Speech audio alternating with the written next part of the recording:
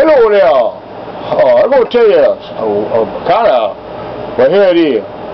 It was July 2nd, 1983. My girl and friend had been out all night with some other guy, and I was feeling low down. But they was having a party at the new auto repair shop. Some friends of mine had open over on Beltway 8, close to Hardy there. Anyway, I go over there and I buy me a pint of Jim and Beam whiskey. And then they had this draft Schlitz beer. I drank the Jim and Beam whiskey, and then I drank some Schlitz beer. I didn't seem to feel like I was that drunk.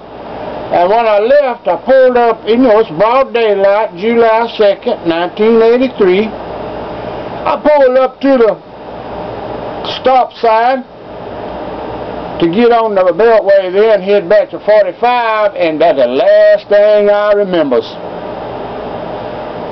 Because I woke up 9 days later from a coma in Wrecked.Mov Hospital. And what had happened, I had a collapsed lung, I had 2 dislocated shoulders, my ankles was all swollen up from the jamming, and my femur was broke.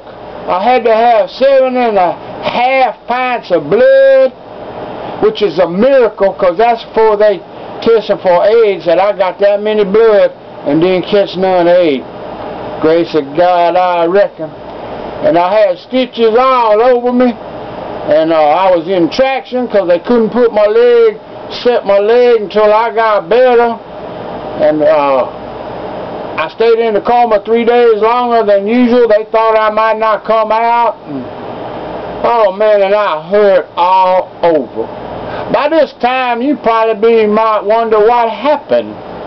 Well, what happened, they tell me, because I don't remember, is I was doing 65 miles an hour and ran square smack dab, lined up perfect into the back of a parked 18-wheeler on 45.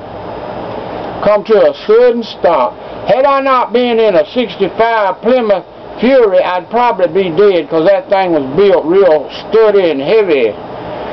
Holy mackerel. It took a long time to recover from that.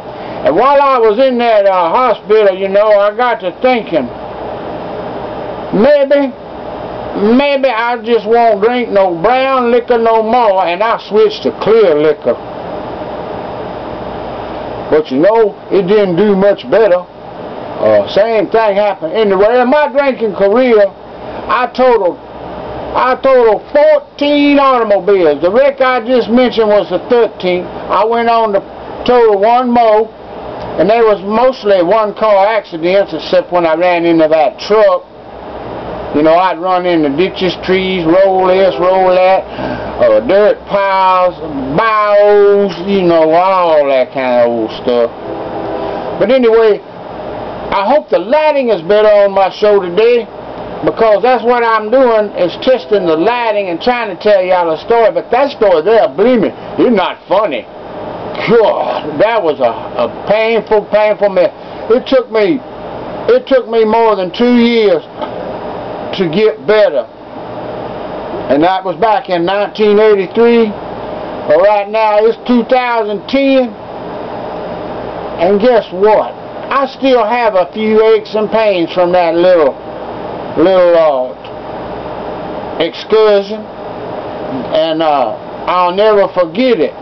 And I also know that's what awaits me if I decide I can drink like these normal folks out here. Because it just don't work for me. Don't get me wrong, I ain't got nothing against it. It's got something against me.